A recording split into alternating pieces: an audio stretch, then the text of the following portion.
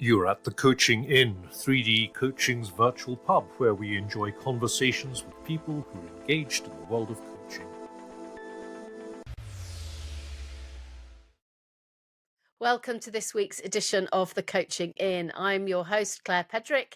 And before I introduce you to today's guest, let me just invite you to subscribe or follow so that you can get every podcast as it drops every week. So today in the Coaching Inn, it's my pleasure to be in the company of David Roche. Hello. Hello. David is all sorts of things, and a former CEO, a coach, a mentor, an author, a book industry bod. But we're going to find out all about David as we talk. Welcome, David. Thank you very much. Just to say it's Roche, as in coach, very appropriately, the pronunciation. Not Roche, as in drug company. No, I wish it was. If I ever fly through Zurich, I do pretend it is Roche, because you get treated like royalty if you're in Switzerland. David Roche, the coach. Nobody in our listenership is ever going to forget that, David. I did think that bit out. I did think of putting that as the company name at one point, but never got there. David Roche, the coach. Yeah. That sounds like a children's book, doesn't it? That was the problem. So, David Roche, the coach. I'd love to hear about all your journeys. Just tell us a bit about the CEO bit and the industries that you've worked in as we begin. Basically, I've worked in retail for, I guess, the best part of 20 years at the beginning of my career. And I had worked for a menswear company in sort of production planning and stock management and merchandising. And then eventually I ended up joining HMV as operations manager. So I hadn't worked in a store at HMV, so I came in straight into head office, and that was quite unusual tradition. It was traditionally a bottom ground up sort of company, and I worked for them for a number of years as operations manager. I did a major sort of project management job, which was seen as a bit of a hospital pass. It was a massive systems project to change everything. But it was very important because it allowed them to expand much faster. It was quicker to put systems in place than it is to train managers to actually do everything, including all the buying in their stores. So it did allow us to expand and become number one ahead of the likes of Virgin and R-Price and Smiths and all the other Woolworths. And I learned a lot of skills from that project management role, working across departments, which I think stood me in good stead for general management later on. And as a result of that, I was made put on the board as product director. It was like sort of buying and trade marketing director. And then after a few years of doing that, I moved across to Waterstones, which was a sister company under the HMV group, to do the same thing there. And I sort of fell in love with publishing at that point, rather more than the retailing side. I became president of the Booksellers Association, which was nice, and dealt with it and liaised with a lot of publishers at that point. And then I moved on to join the American chain Borders, who bought Books Etc., which was sort of primarily Southeast based chain, and then expanded with their superstore format through the UK and Ireland, and then managed the sale for the Americans of that company, and then left because I could see that it wasn't going to get the investment it needed, and it was going to be milk for cash, which is not something I wanted to be part of. And then sort of poacher turned gamekeeper. I did some consultancy for HarperCollins Publishing, and ended up being taken on to implement the plan that I'd come up with and that they then accepted they needed to do in terms of a sort of major reorganization. and worked there for a few years, and then left. And since then I've done a lot of consultancy. I've also done some literary agenting. I've had 2 books published, so I've done really every sort of job across the publishing side in the books industry, and have a little bit of understanding of everything. And in my book, I talk a lot about specialism v generalism, and I think that I'm a classic example of someone who's a generalist who has gone through the sort of paranoia of, oh my God, I'm a jack of all trades, but I'm a master of none. I don't. What's my specialist skill? I don't bring any. But actually, this is a mistake that a lot of generalists have, because being a generalist is a specialist skill in its own right. And when it comes into being a CEO or into a very senior position, you actually need to have that wider view and that wider interest, in order to be able to incorporate everyone's ideas and bring everything together like a conductor for an orchestra. So now I do more non-exec stuff than consulting. I still do some consulting, but I chair London Book Fair. I chair the writing agency New Writing North, who develop writers across the north of England, and run the Durham Book Festival and several awards. And I do. I trained about 5 years ago to become a professional coach, and I have a few slots where I coach generally first-time CEOs, one aspiring CEO for a big corporate, and I wrote had this book published in Become a Successful First-Time CEO in March this year, and it's really a sort of a little bit of my journey to learn from where I got things wrong, but it tries to be full of stories, full of anecdotes, not just from me but from other CEOs who've been along the way, that really are the sort of things that might have helped if back then you knew what you know now. It's trying to put across those sort of ideas of going, actually, what seems to be terribly unfair is just something you've misunderstood, and actually often it's a communication thing. And as a coach now, I think I'm like an adapter between a European pin plug and a UK socket sometimes in communication, because people are saying something, but the person on the other side of the table is hearing something completely different and looking for something completely different. So it tries to be helpful. And my happiest thing is that someone described it as said not many business books can pull off being a genuine page turner, which I thought was the best compliment you could possibly get as a lot of business. I'm not a massive business book fan, so I think this is for people who like to learn through stories rather than bullet points. Yeah, it's a train reader. It's a train reading book, isn't it? That's got lots of really useful stuff in it, but is compelling enough to want to keep reading it. You obviously haven't read my business book, because people describe it like that too. Business books that people can read. It could be a niche, couldn't it? You should have a thing at the London Book Fair about business books people can read. So I'm fascinated, David, because as we're talking, you've got books on one side of you, you've got music on the other side, and then you've got gold disc behind you. So what's the gold disc for? I don't like to talk about my boy band past, but it's working for HMV for many years as bar director.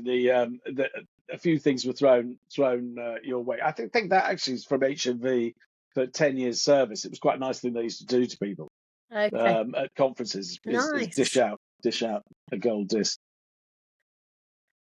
But you can pretend it's a boy band thing. I have lots of discs up on the walls, if you can see. Oh my goodness! It's full of them.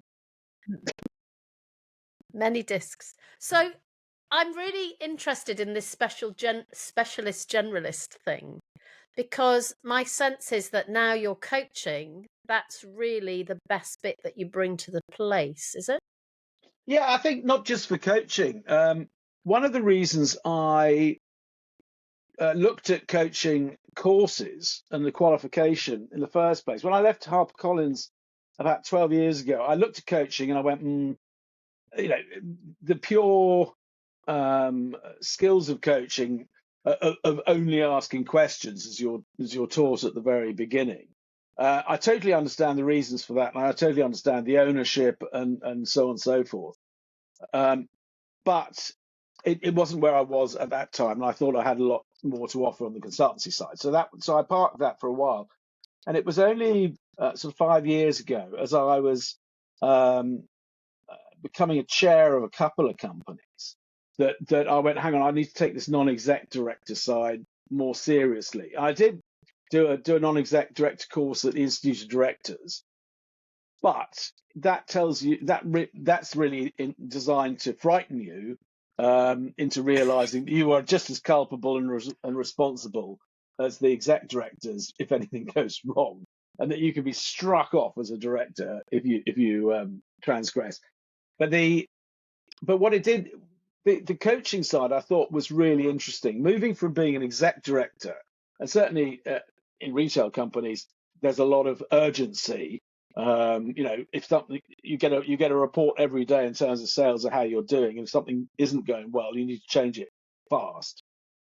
Massive difference to publishing, which works in sort of 2 or 3 year cycles of acquisition, editorial, design, production, distribution to bookshops in the old model.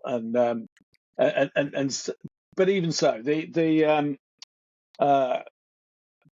exec imperatives of getting things done and sometimes telling people what to do and how to do it is very different from the coaching philosophy. But it's actually quite close to the the non-exec and chair side. That idea of challenge, that idea of support, that idea of asking the right questions. I mean, to a certain extent, I put in the book that CEO's job is to ask the best questions rather than necessarily having all the answers. But certainly as a non-exec director, that's even more important. And I found doing the coaching course was massively helpful in being a chair. And then, but like everything else, I think they describe it when you're doing the coaching course, it's a bit like taking a driving test, and you do your mirror signal maneuver compulsory stuff until you've passed and got your qualification, and then everyone finds their own style that they're comfortable with, which is sort of winding down the window and having your elbow on the door. And I found myself, and I think this is where the generalism comes in, that combination of coaching and mentoring in areas where you're really experienced with is much more powerful. Particularly with CEOs, they're very busy people. They don't have necessarily the time to sit there and be asked the question and with repeated questions and then endless loops of silence to try and when all the best stuff comes out after you think everything's come out already. Yeah, great in theory, but if the CEO is sitting there going, "Look, I've got a meeting in 20 minutes. I really need to bounce something off."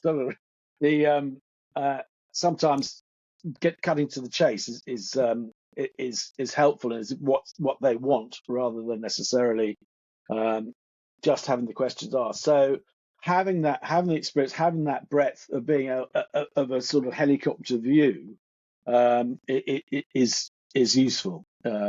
I found when coaching. Yeah, and I'm sure that's the feedback that you get from your people. So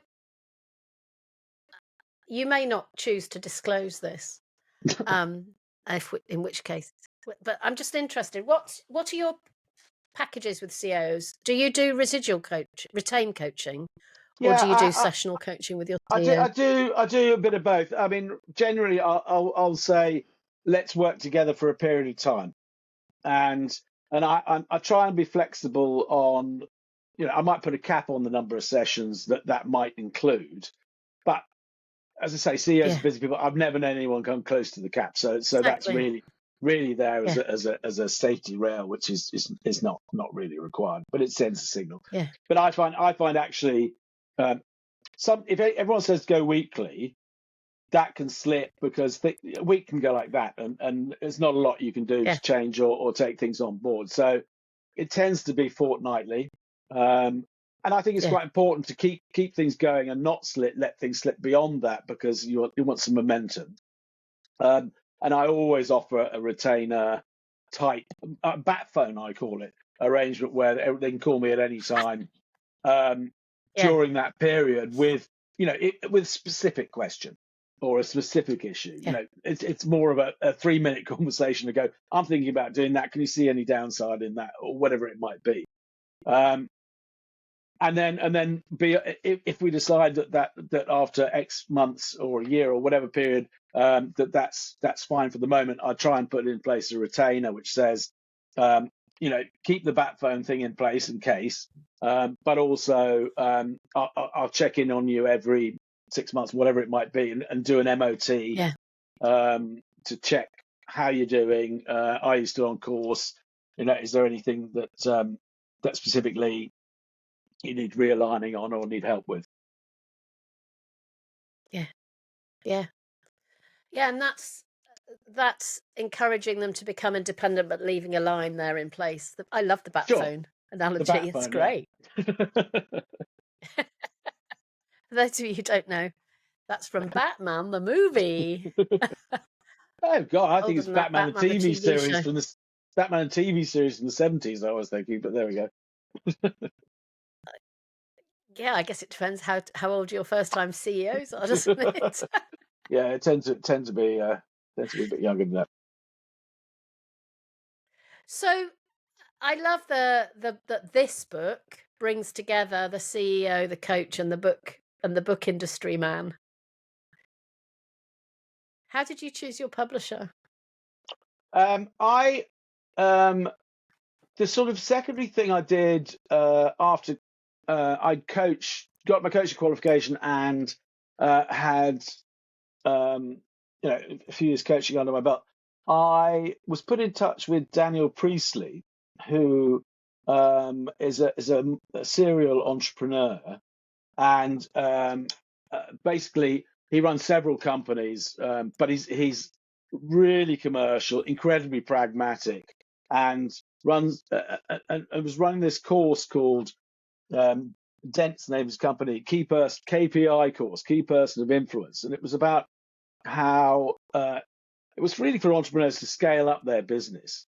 And I wasn't the typical sort of startup type company who they tend to be much younger to start, but also they want to take their business from X 100,000 to X million.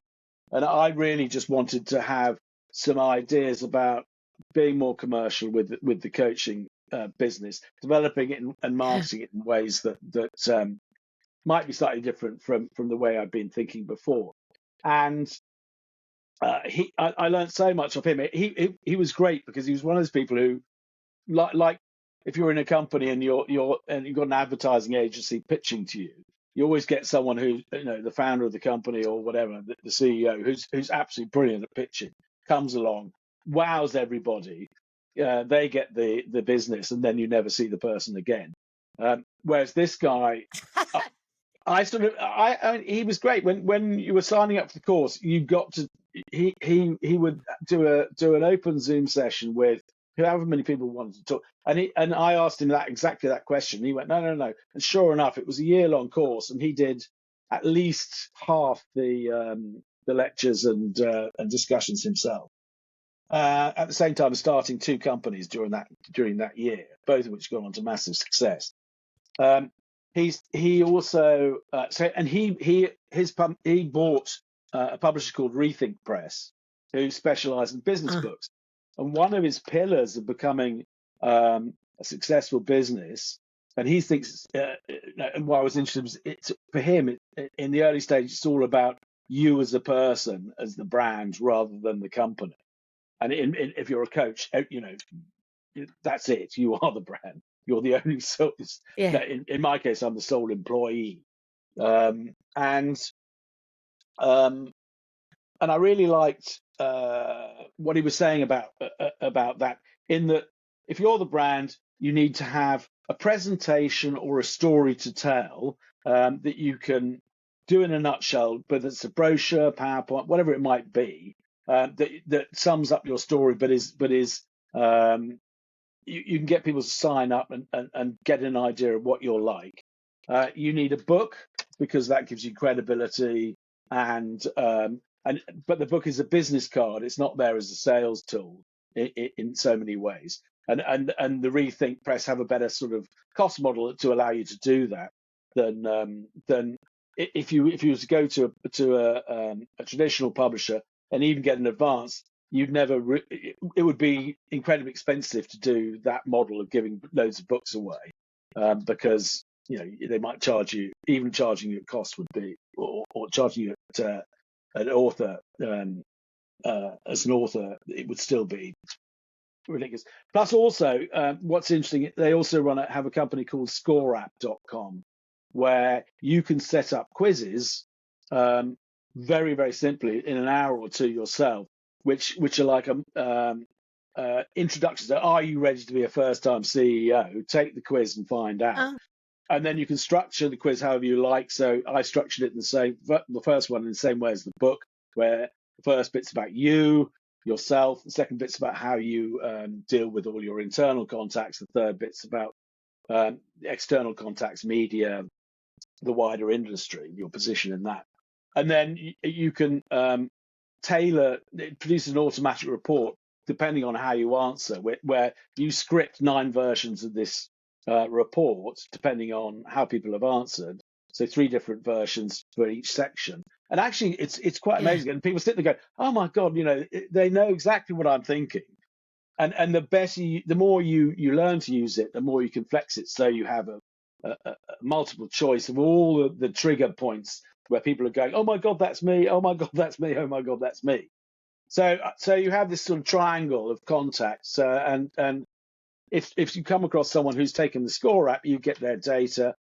You send them a free copy of the book, invite them to see one of your presentations. If you see someone on a presentation, you can invite them to take the Score app and then send a free copy of the book. So you go round the triangle, and then you have that. So you have at least 3 areas of contact, which builds the credibility and trust and so on and so forth before you've even started. With the Score app, when you have your first introductory session to discover whether you want to work with each other, you're already well ahead of the game because you understand exactly where their pinch points are, what their concerns are, the size of company they work for, and so on and so forth. So again, that's a really meaningful conversation rather than tell me what your problems are or tell you what you want help with. So they've got a quite nice infrastructure where they have this company, the Score app company, the publisher.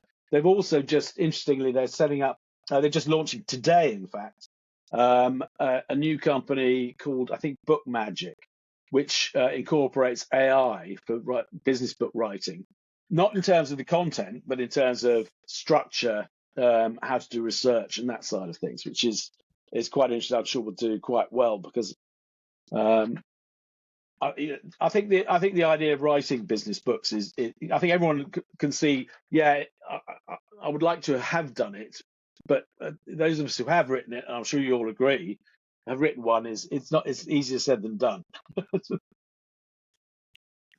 Absolutely. Yeah. Somebody asked me the other day how I wrote my books, and I said, you don't really want to know because it is very random. Because I just write bits, and then in the end, it kind of comes together in a shape, and then I put it in the shape, and then decide that wasn't the shape after all. It needs to be in a different shape. Everyone. I mean, the thing is, my book's all about relationships, and there's no right or wrong answer in relationships, which makes it timeless. It means I don't have to have the answers because it's a why-to book rather than a how-to book. The editor described it. And I think how you write books is very similar. There's no right answer, and what works for you is the right answer. No. I was actually really disciplined, which is quite unlike me.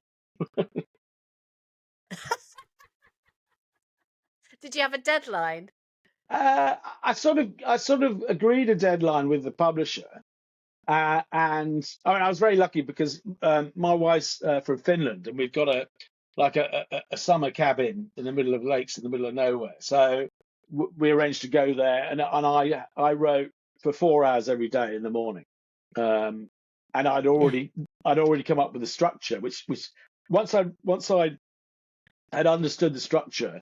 And I had this thing in the book called the CEO Winners Circle, which looks at yourself in the middle, that managing upwards, your direct reports, the wider company, and then the external suppliers, partners, and clients, wider industry and media. And once I sort of understood that structure and how it was divided into three, then it sort of naturally fell. And then Rethink Press are very good at helping people who write business books who haven't written books before. And they have a sort of tool which went, right, if you've got stories or anecdotes from other people or whatever, where would they fit? And it's almost like a post-it. It's a sort of digital post-it Yeah. thing going, right, these are stories, like these belong here. These are things I've learned from my coaching experience that are my USP that go dotted around. And actually sitting there going, great, I've now got a sort of story in every single section and whatever. And I like to kick up. I think just about every chapter starts off with a story, and whether that's mine or Yeah. the book begins with Guy Gomer, who for those who saw the clip would never forget it. Guy Gomer was someone who turned up for an interview at BBC Television House, and his interview was for a job in the IT department, and they mixed him up in reception with a guy called Guy Cuny, who was the editor of a very high-powered specialist magazine. And they dragged him out into the BBC News 24 studio, plonked him on the chair, and mic'd him up, and off they went, and live on TV. And he was sitting there going, "Is this how they do interviews for IT and BBC? Amazing!" But then they asked him, they introduced him as someone else, and his face was absolute pitchy as it suddenly hit him. Oh my God!